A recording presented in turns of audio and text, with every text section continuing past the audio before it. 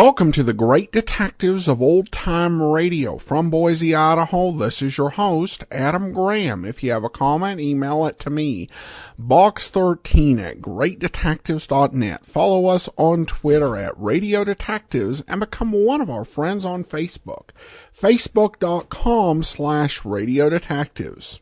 If you've not already, pick up your copy of Slime Incorporated. It's my first ever detective novel. It's a modern story, but with a lot of nods to Golden Age detective fiction. It is available as a paperback, an ebook, or also an audiobook through audible.com and the iTunes store. That's Slime Incorporated. And you can check out all of my books, audiobooks, and ebooks at store.greatdetectives.net. Now it's time for today's episode of Boston Blackie. The original air date, March the 25th of 1947. And this one is Blackie Framed for Horse-Room Thefts.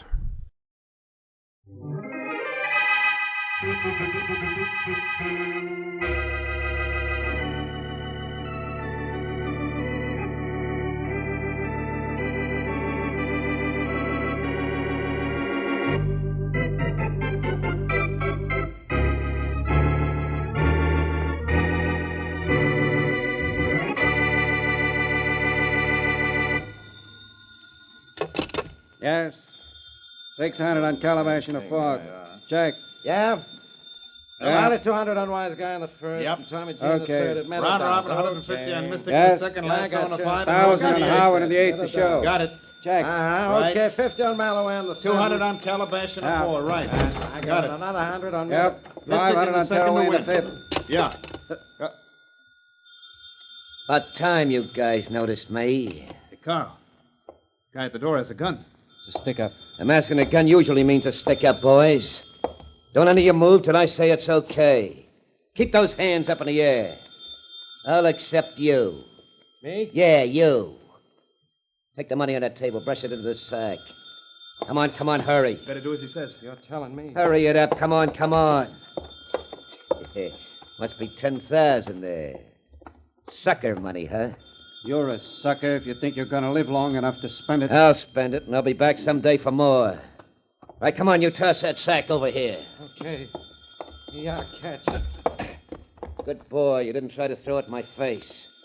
And listen, boys, don't any of you try to follow me out of here or I'll start using this gun. Tough guy, aren't you? All you mugs think you're tough when you got a gun in your hand. Sorry to disappoint you, boys, but I have a reputation for being a gentleman, not a mug. Maybe I ought to tell you who I am. So you know I mean it when I say the first guy to follow me out of here, the first to stop a slug. Yeah.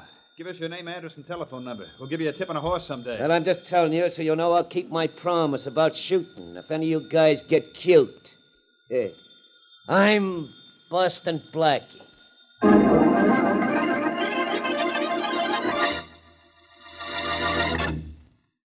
And now on to Dick Calmer as Boston Blackie.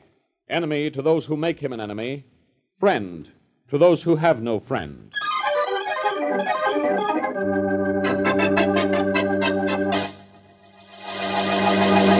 Sit down, Larson. Sit down. Have a peanut. No, thanks, Haynes. I don't like peanuts. Too bad. You don't know what you're missing.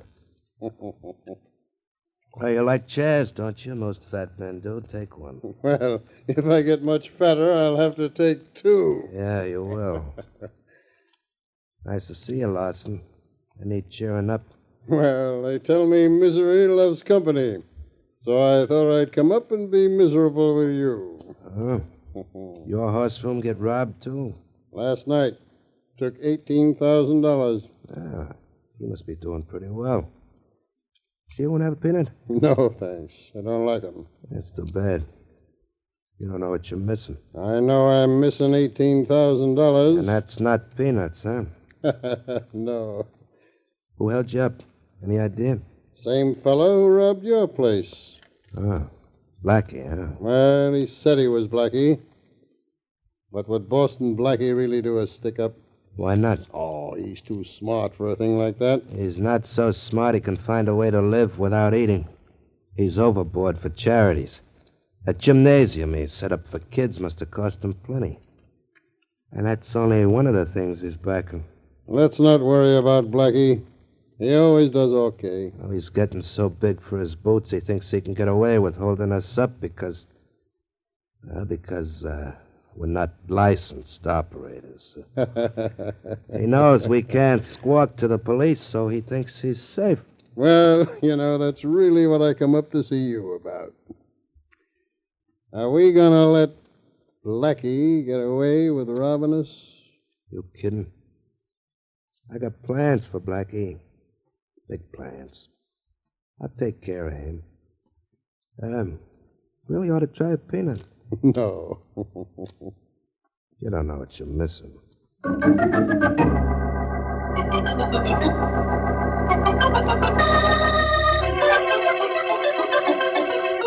To whom do I make out this receipt, Mrs. Martin? To the Manchester Charities, Blackie. And also write, received from Mrs. Clara Martin. All right.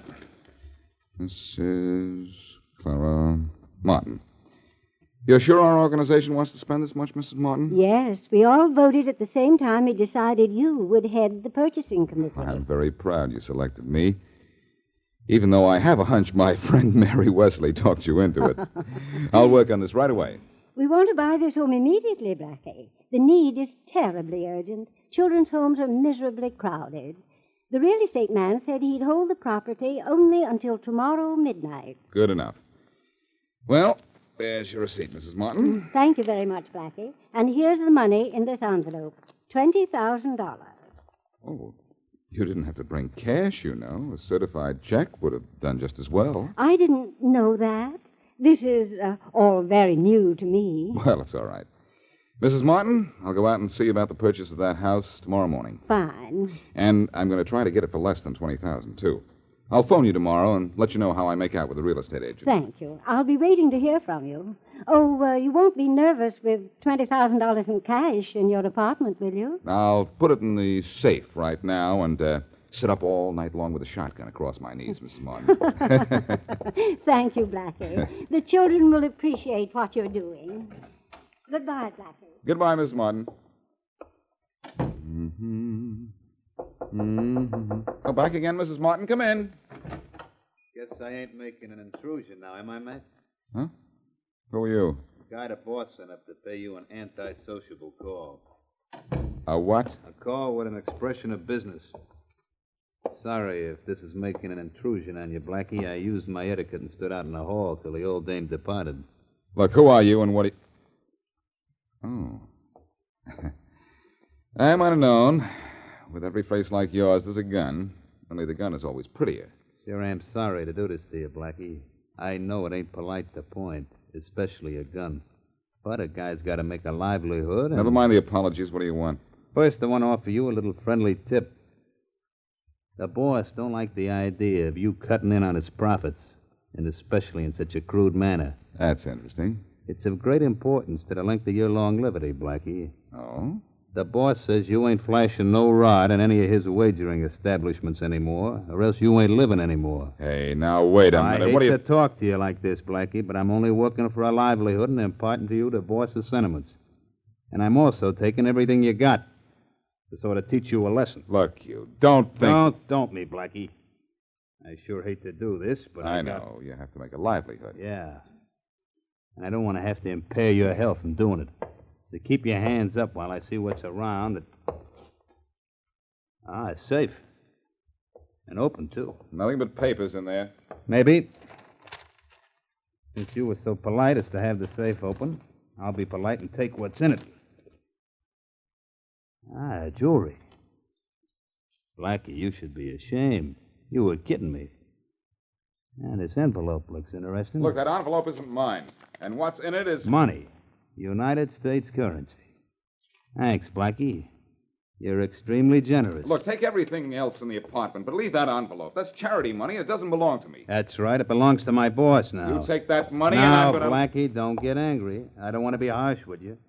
So let you be likewise with me. So long, Blackie. Wait a minute. I'm warning you. If you take that money, I'm going to... Blackie, be nice.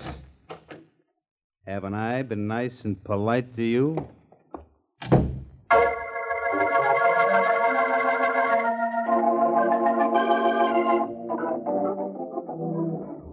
You want more of of anything, Blackie? Huh? The waiter's looking over this way. No, Jane. So I guess I've had enough for one meal.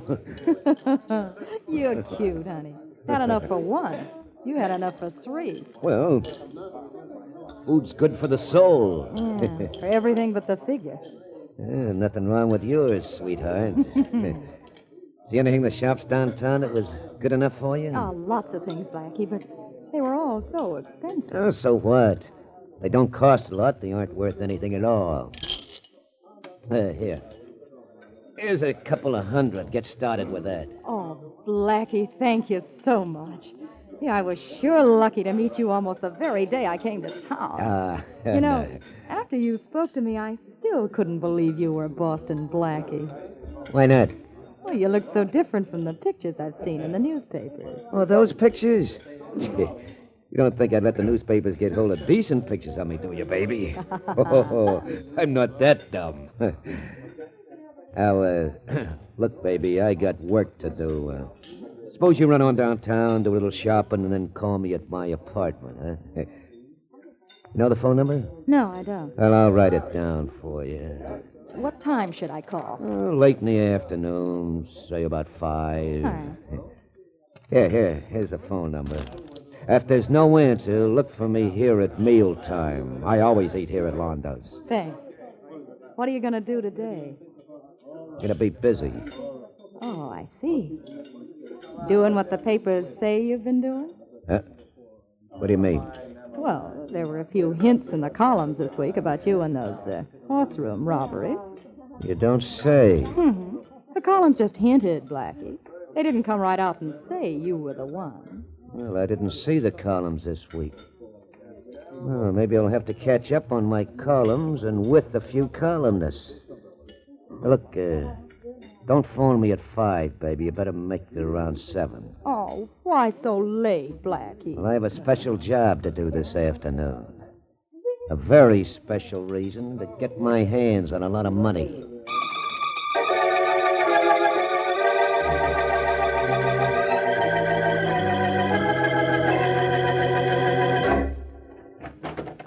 The teletype says there's been a horse room holdup, Sergeant. Yes, Inspector Faraday. That's why I phoned you. The flash came in a minute ago, and the details are coming in now. Yeah? There's something about Boston Blackie. Blackie, huh? And he yelled he was robbed last night. What does the teletype say? Never mind, I'll read it. Oh. It says, betting room, 1119 Elm Street.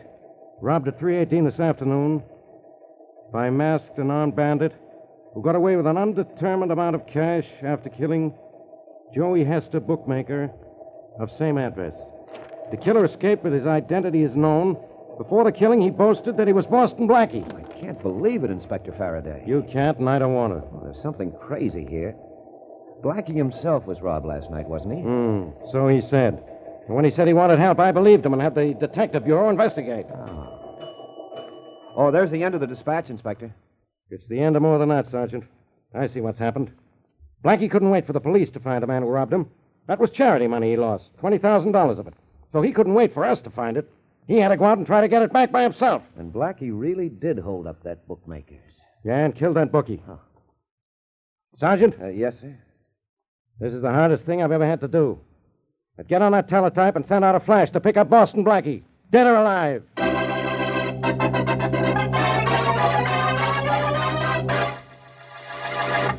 And now, back to Boston Blackie.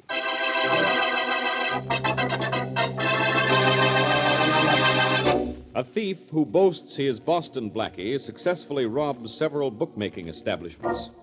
Afraid to go to the police for obvious reasons, one bookmaker tries to get even with Blackie by robbing him. In the loot taken from Blackie is $20,000, money belonging to a charity for which Blackie has promised to buy a children's home. Following this, another bookmaker is robbed and a bookie killed. The thief again brags that he is Blackie, and Inspector Faraday orders his men to capture Blackie, dead or alive. As we return to our story, Blackie is about to report on the missing money to the charity organization.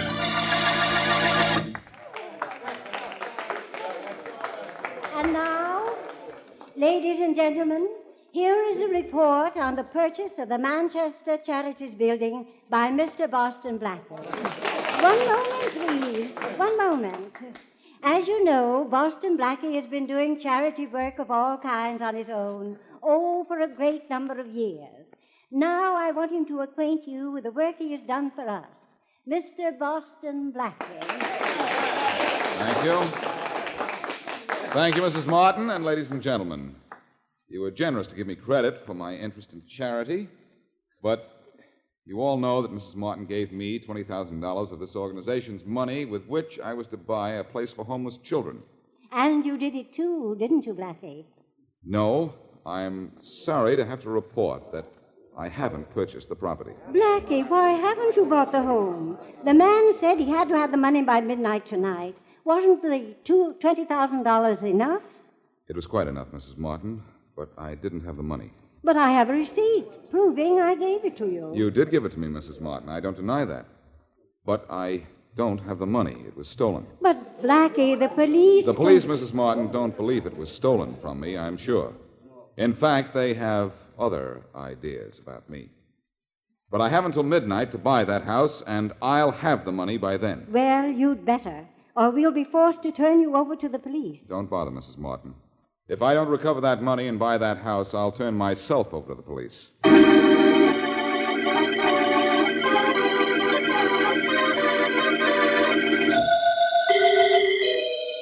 600 on Queenie in the 60. You nuts, that race was over 10 minutes ago, and Queenie ran out. To win. Hey, Pete. Yeah. Pete. Yeah, Carl? Come here, Pete. Grab this dough and take it into the boss. It's getting to be too much sleeve lying around loose. Sure. You're having a nice day with the suckers, huh? Every day's a good day as long as there are guys who think they can beat the horses. Get that dough into the boss, huh? Oh, sure. Sorry, I don't mean to be slow, but a lot of money makes me nervous. When I'm nervous, I'm slow. That's all right. Excuse me, Mr. Haynes. Oh, come on in, Pete. Well, take for the day doesn't look bad. Now, have a peanut? No, thanks, Mr. Haynes. They don't agree with me. Oh, that's too bad. You don't know what you're missing. Just put the money on the desk here. I'll put it in the safe after I come. Sure don't want a peanut? No, thanks. Okay. I see where our friend Blackie didn't learn a very good lesson from you, Pete. Yeah, I heard the bad tidings. He not only took a lot of hard-earned cash, but I understand he left Joey Hester deceased. Yeah, we'll have to... Just relax, you two. Nobody's going to get hurt. Boss, it's a stick-up again. This is getting monotonous, huh? Yeah, and I know who's behind that mask, too. Our friend Boston Blackie. Good guess, Haynes. Now I'll just take that I hate to dough. do this to you, Blackie. Pete, you fool, don't reach for your gun. Most brave guys are dead, aren't they? Okay, Haynes, now I'll take your money. Go ahead, take it. Take the whole place if you want to. I'm getting out of here. Yeah, but not you're going where you think.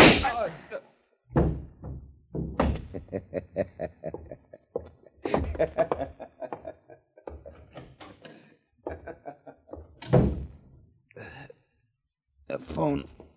I can only manage to get the telephone.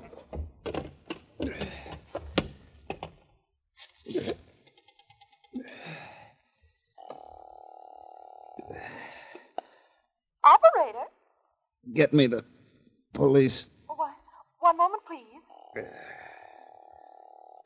23rd Precinct, Sergeant Sweeney. Sergeant, I've been shot by Boston Blackie. Hello. And all my Hello? life I Hello. tried to be so nice and polite to everybody, too.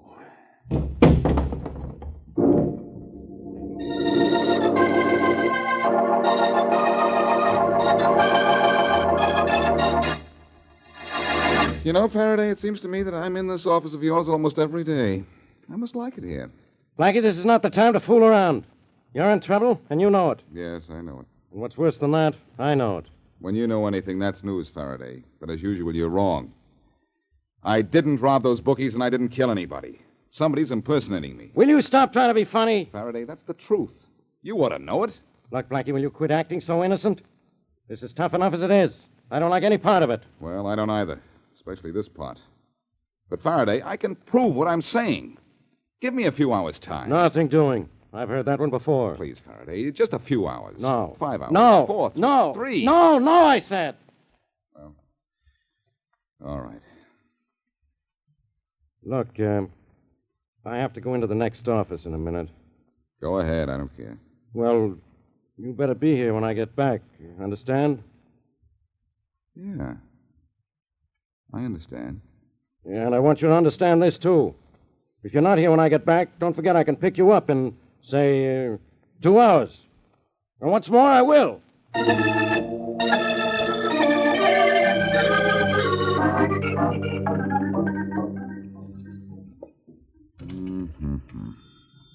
Uh-oh, the phone. Okay.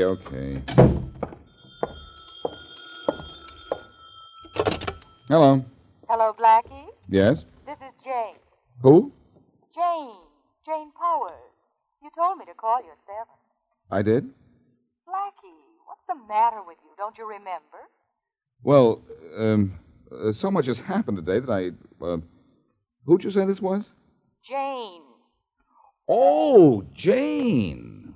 Well, why didn't you say so? I did. You did? Yes. Well, the connection must have been bad. I didn't hear you. I was hoping you'd call. Well, you asked me to. Oh, that's right, I did. Well, I'm glad you remembered something. Yeah, it was a funny thing about that paper with your phone number on it, though. The one you gave me in the restaurant today. Uh-huh. I thought I wasn't going to be able to call you. Why not? I lost the piece of paper, but I got your number from information. Wasn't I smart? Oh, I'm getting pretty smart myself. Where can I meet you? Well, do you think it's safe for us to meet? I mean, with the police and... Well, it isn't safe for me to go wandering around the streets, but I'm not far from the public library. Will it be safe for us to meet there? Yes, if we don't meet in the reading room. Tell you what, I'll meet you on the west side of the library between the second and third partition. All right. At what time? Between 8 and 9. Between the second and third partition.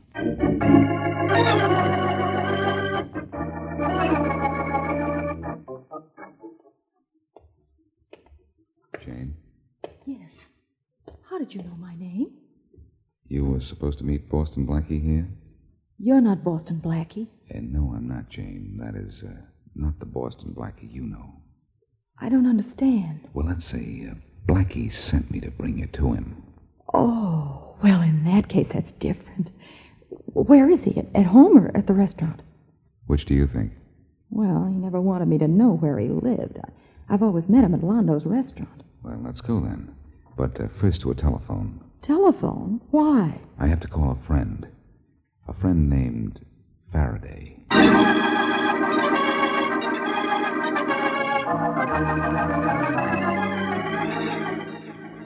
There's your Boston Blackie. It's an improvement. He always eats in this restaurant. He's the man sitting at that second table there by the wall. How did I ever get mixed up like this? Never mind.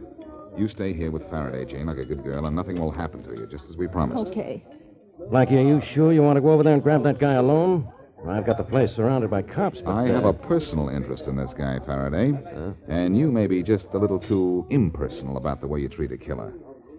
Let me have 2 minutes with him, and then you can have him for the rest of his life. Go to it. And that won't be for long, either. Go ahead. Thanks.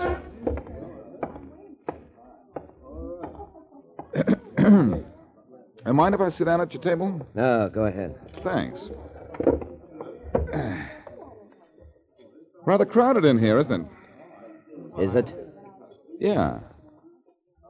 You know, your face is rather familiar. Do I know you? No. Oh, but I'm sure I do. I think you know me, too. Never saw you before. No? I'll bet you know my name. Never heard it. Oh, yes, you have. You've used it. Huh? My name is Boston Blackie. That's your name, too, isn't it? I don't fall for the table. No, but you fall for this. You mean you will? Oh, yeah, you punk.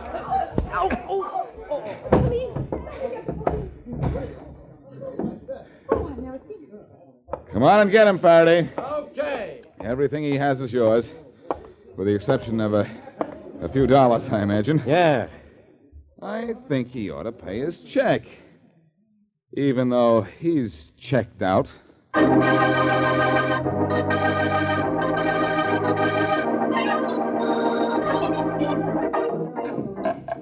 nice mess we're making of that guy's room, Blackie. You think he told the truth when he said the loot was stashed here? Yep, Faraday. And here it is. All of it? Yeah, we'll have to count it. It'll take hours to do it. Phew, that's some pile of money. The whole wall must be full of it. And don't forget, 20,000 of it is mine. Our would-be Boston Blackie admits he robbed Haynes, the bookie, and killed Pete. And it was Pete who robbed me. I know you got 20,000 coming to you. You'll get it. And those kids will get their home, too, huh? Say, did you ever find out why that guy called himself Boston Blackie? Yeah, it was in his confession. He planned on leaving town after he was through here. And he thought if he used your name, the bookies themselves would get you if we didn't. Kind of cute, wasn't he? Well, that girl of his, that Jane, she was cute. She was dumb. Same thing. Cute, dumb. Oh, I wouldn't say that, Faraday. You wouldn't? No. For instance, you're not cute.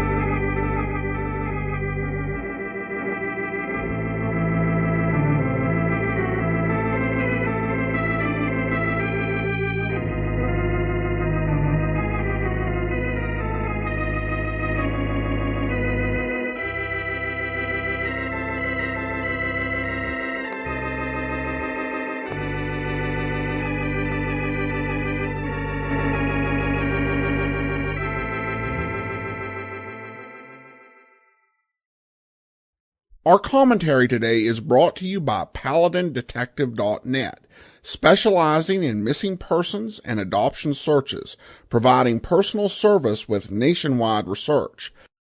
You're listening to the great detectives of old-time radio.